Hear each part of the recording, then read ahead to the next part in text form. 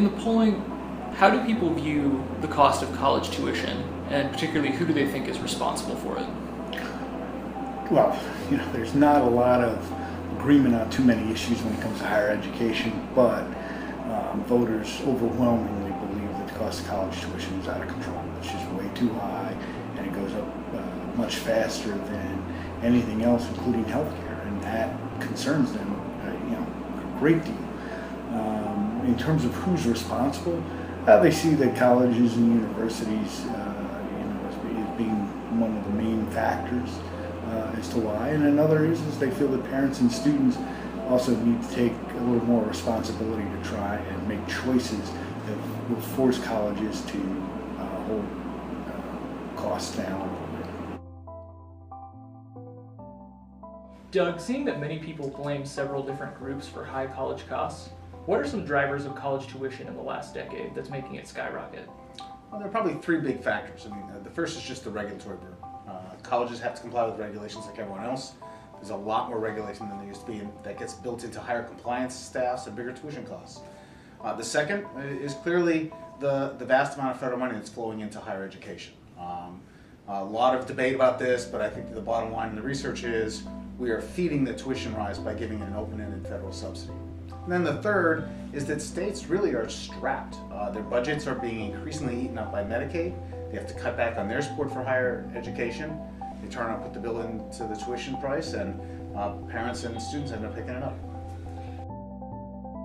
So who is responsible for someone's education in a college setting? Well, it's interesting. The poll was very definitive about this, and that is they see that parents and students are responsible, not federal or state governments being responsible for making sure that those who should go to college do go to college.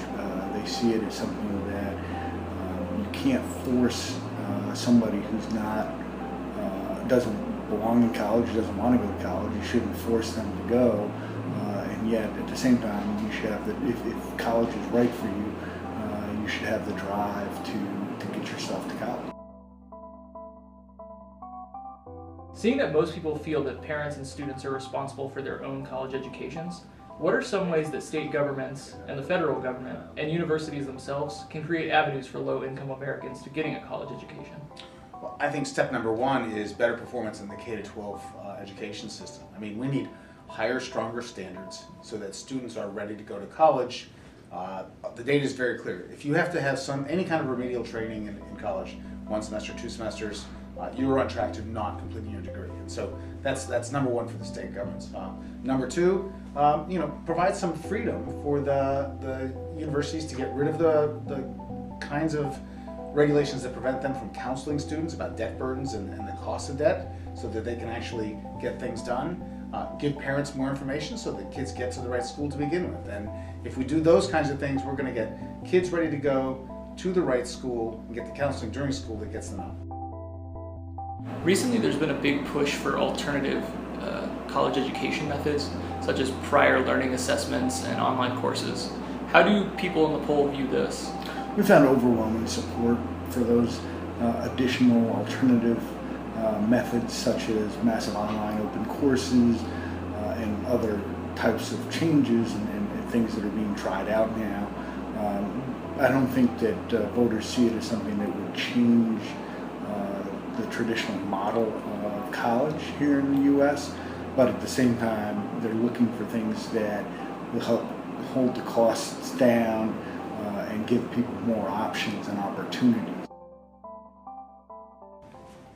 Doug, taking a look at these alternative education programs, what are some benefits of these alternative college programs? The first thing is you can get better instruction. The whole idea is to bring 21st century technologies that deliver better instruction into these classrooms and to these students.